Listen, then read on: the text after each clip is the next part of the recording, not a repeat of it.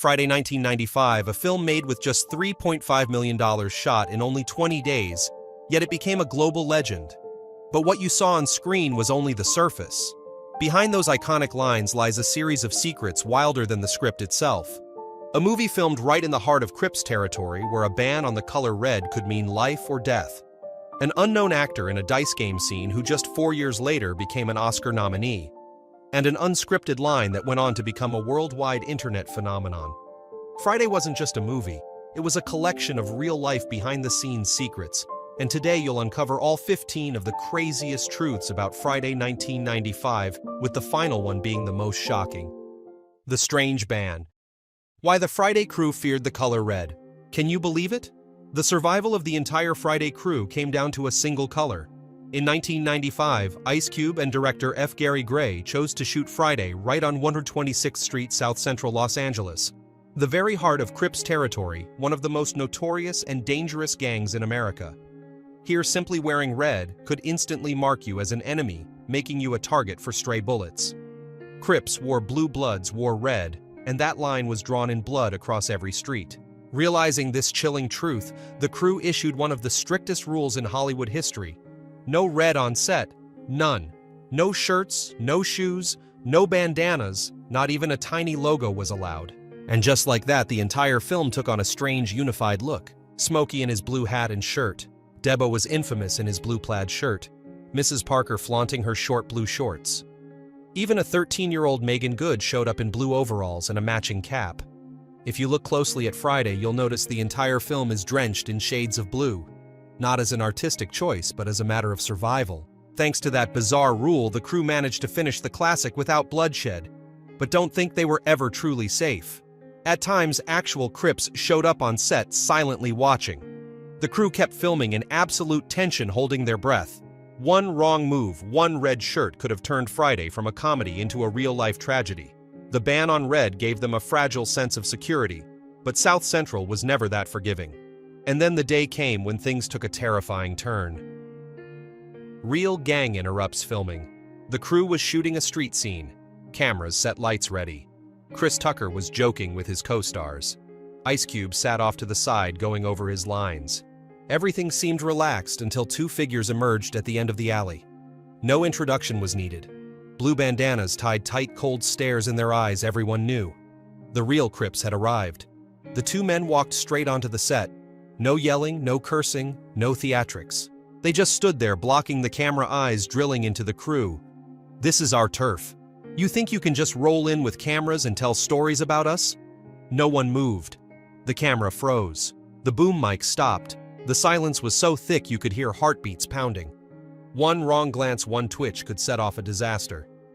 Director F. Gary Gray scanned the crew.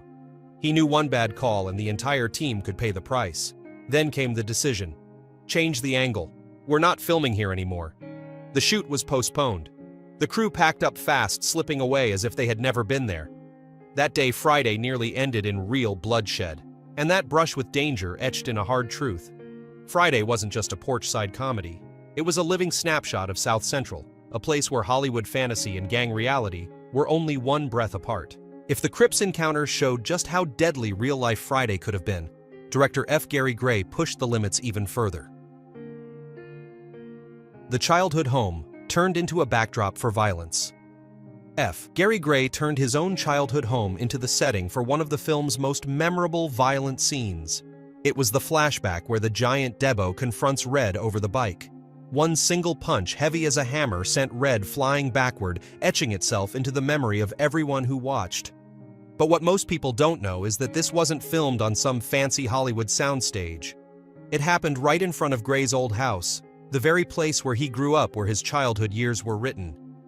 Why did Gray choose this spot? First, Friday only had a $3.5 million budget, nowhere near enough to rent a high-end studio. But more importantly, Gray knew that if he wanted to capture South Central authentically, he had to bring his own childhood experiences into the film. The walls, the door frames, the iron fences were all real memories now transformed into a backdrop for cinematic tragedy.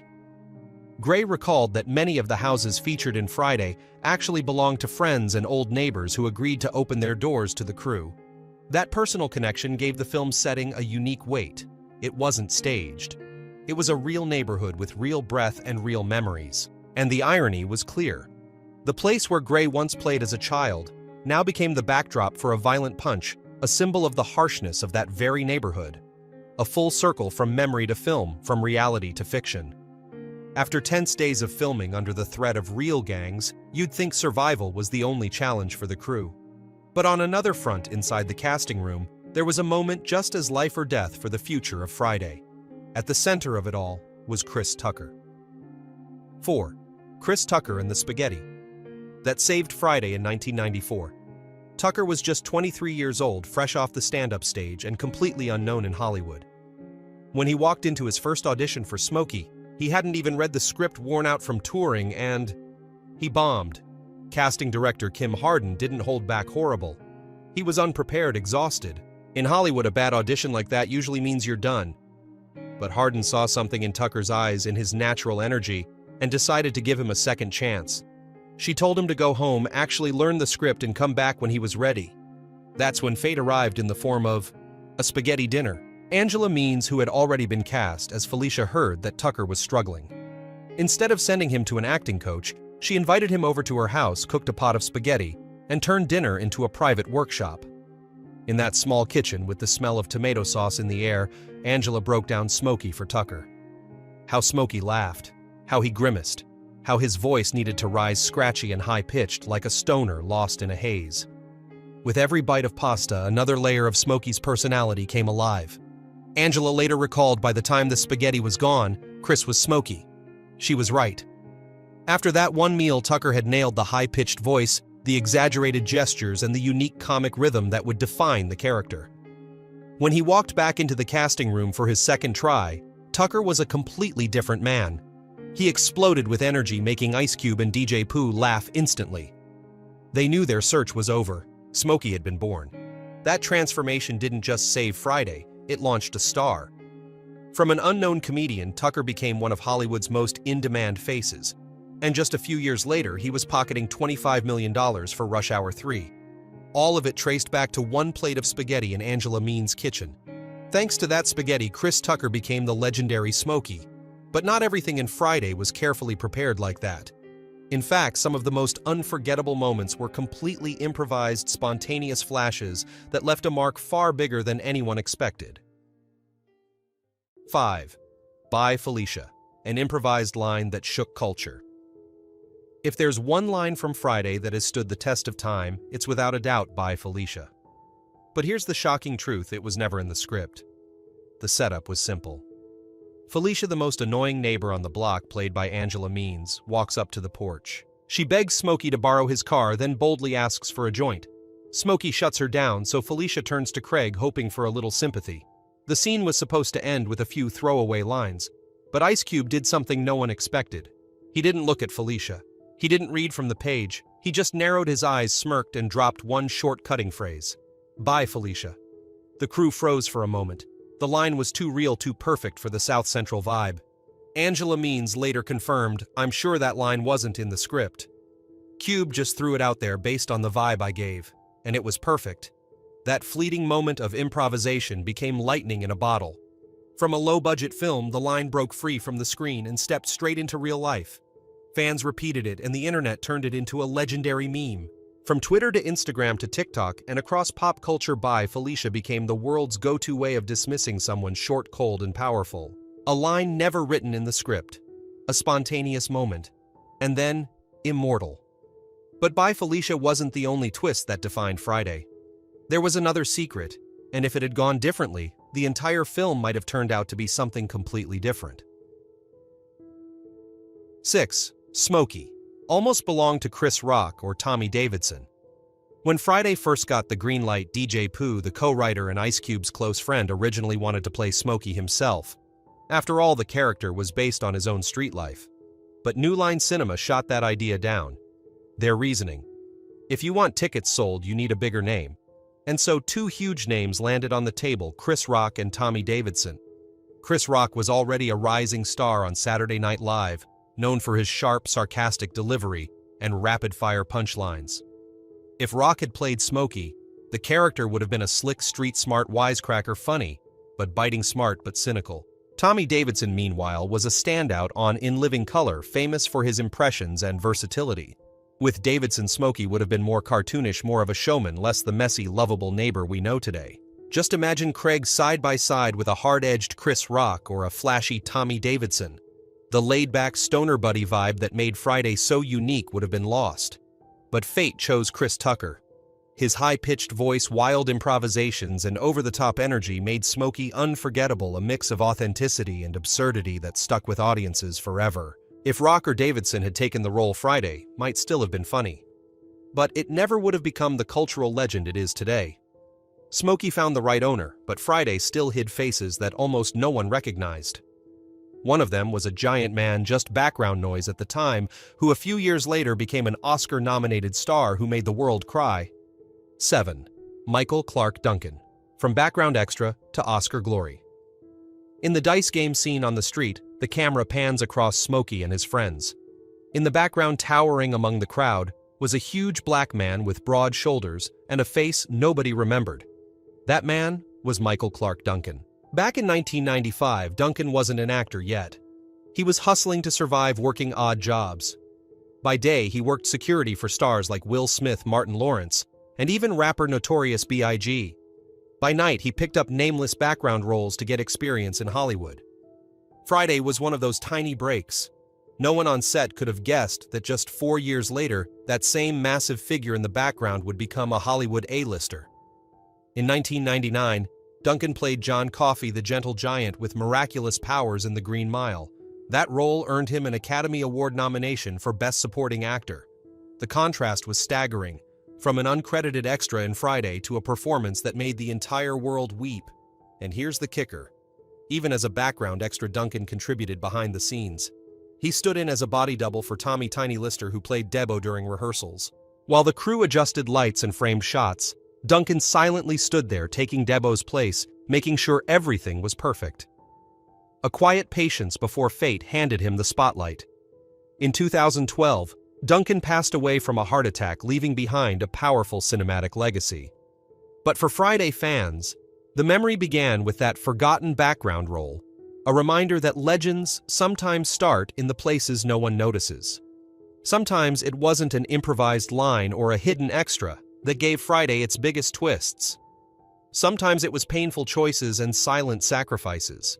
And without one of those sacrifices, Friday might never have made it to the screen at all. The man behind that sacrifice was DJ Pooh. 8. DJ Pooh, sacrificing his own role. Few people know that Smokey was originally written straight out of DJ Pooh's real life. Before rising in the hip-hop scene and producing for Ice Cube, Tupac, and LL Cool J, he had been a weed dealer in South Central. When he and Ice Cube wrote the script for Friday, Pooh poured all of his youth into Smokey, lazy, loud, funny, and always in trouble. The original plan was clear. Pooh would play Smokey himself, telling his own story on screen. Not only did he have the real material, but he also carried the kind of street authenticity no one else could match. But when New Line Cinema agreed to finance the project, they laid down a cold condition: Smokey has to be played by a recognizable face. It can't be a little-known producer. That was a crushing blow. If Pooh insisted on keeping the role, the studio might pull the plug. If he stepped aside, the character, based on his own life, would fall into someone else's hands. Faced with that impossible choice, DJ Pooh sacrificed himself. He stepped back and gave Smokey to Chris Tucker, an unknown at the time, but approved by the studio for his potential. Pooh only kept a small supporting role as Red, the unlucky guy who gets his chain snatched by Debo. The line "My grandma gave me that chain" became one of the funniest moments in the film, but it was only a faint shadow of the role Pooh was meant to embody. That sacrifice was painful, but it saved Friday. Because of Tucker, Smokey became a global icon, and Friday, once a low-budget gamble, became a classic. Behind the laughter, few audiences knew there was a man who swallowed his pride, stepped back into a minor role just so the film could exist. His name was DJ Pooh. DJ Pooh sacrificed his own role so that Friday could be born. But Smokey wasn't the only character rooted in real life. Even the opening scene, which seemed like a ridiculous gag about Craig, was lifted straight out of a bitter family experience of Ice Cube's. 9. Craig getting fired was a true story. Right at the start of Friday, audiences laugh when Craig sits on the couch and gets fired from his job even though he didn't even show up for work that day. The reason he's accused of stealing a box. A punchline about the absurdity of working life, but so over the top that many thought it was made up for laughs. The truth was the opposite. Ice Cube revealed that the detail came from his own cousin who once worked as a driver for UPS. One day, the company suddenly fired him for allegedly stealing a package. The irony that day was his scheduled day off. No evidence, no investigation, just one accusation was enough to take away the job that supported his family. Cube heard the story and felt both angry and bitterly amused. Getting fired on your day off, that's definitely going in the movie. And so Craig became a reflection of his unlucky cousin. The detail wasn't just for comedy. It exposed a harsh truth. In South Central, where blue-collar jobs were fragile, a single accusation could destroy a life. Friday opened with laughter, but underneath was the injustice that black audiences in the 90s immediately recognized. A scene that looked like a joke turned out to be a very real tragedy. And that truth was what made Friday different.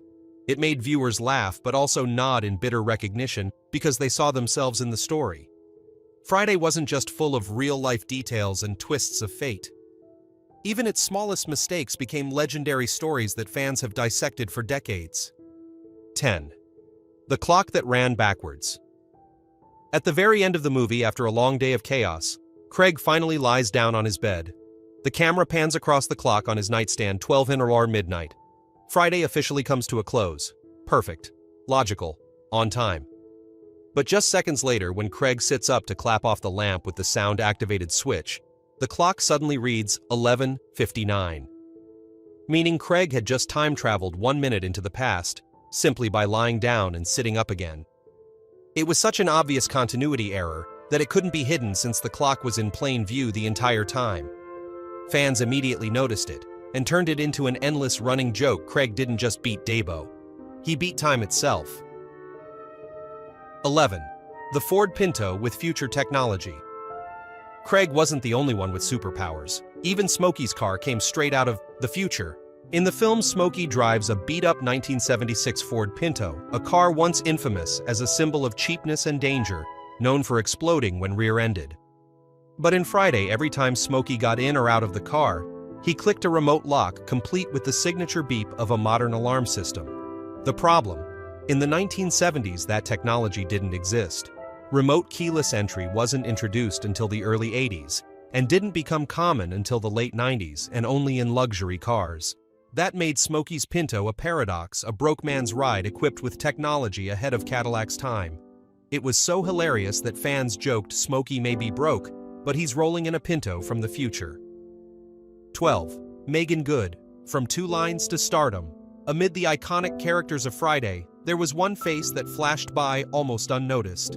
A 13-year-old girl who appeared for just a few seconds in the scene where Smokey blocked the line in front of Big Worm's ice cream truck.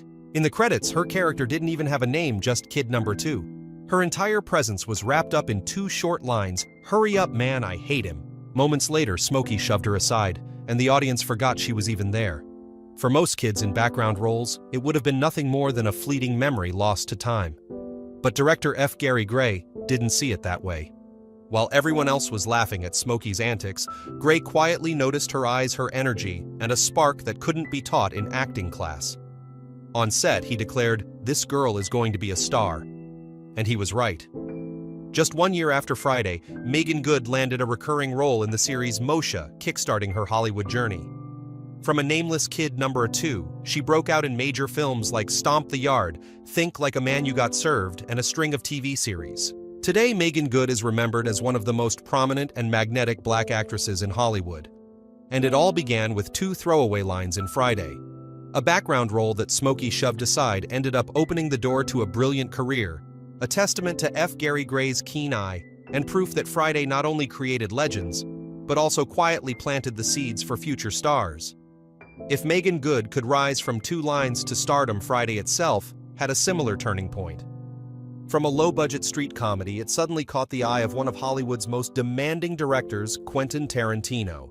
13. Quentin Tarantino, the tough critic who unexpectedly honored Friday. Quentin Tarantino. The name behind Pulp Fiction, Kill Bill, and Inglourious Basterds is famous for his extremely eccentric and demanding taste in movies. His favorites usually include highbrow art films, foreign classics, or works with dense dialogue and complex structures. So when in 2009, Tarantino released his list of the 20 best films from 1992 to 2009, the public was stunned.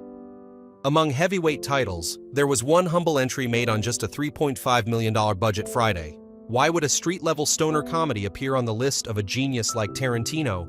The answer: authenticity. Tarantino loved everyday conversations, the kind that seem meaningless but carry the soul of an entire community. And Friday gave him exactly that. Two guys sitting on a porch talking about weed and random neighborhood gossip, but it was that vivid triviality that made the film immortal.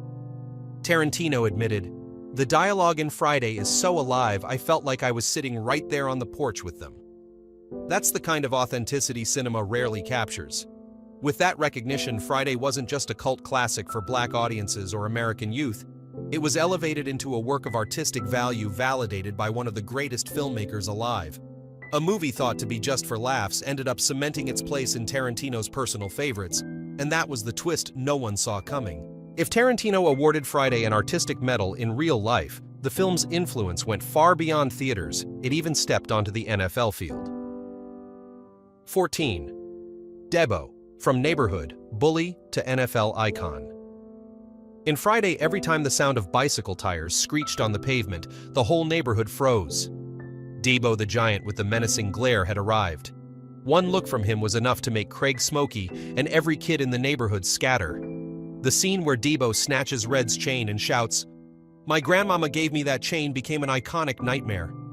Debo wasn't a fantasy villain. He represented a very real fear in the neighborhood, the biggest, meanest guy taking what he wanted in broad daylight, while no one dared to fight back. That image jumped off the screen and straight into American culture. On NFL fields, two stars carried Debo as part of their identity. James Harrison, the steel defender of the Pittsburgh Steelers. His play was so brutal that the media called him every quarterback's nightmare. He didn't just stop opponents, he crushed them just like Debo crushed everyone in the neighborhood. His teammates nicknamed him Debo, and it stuck with him his whole career. Debo Samuel, the offensive star of the San Francisco 49ers. His case was even more striking. His parents named him Debo after watching the 1995 movie.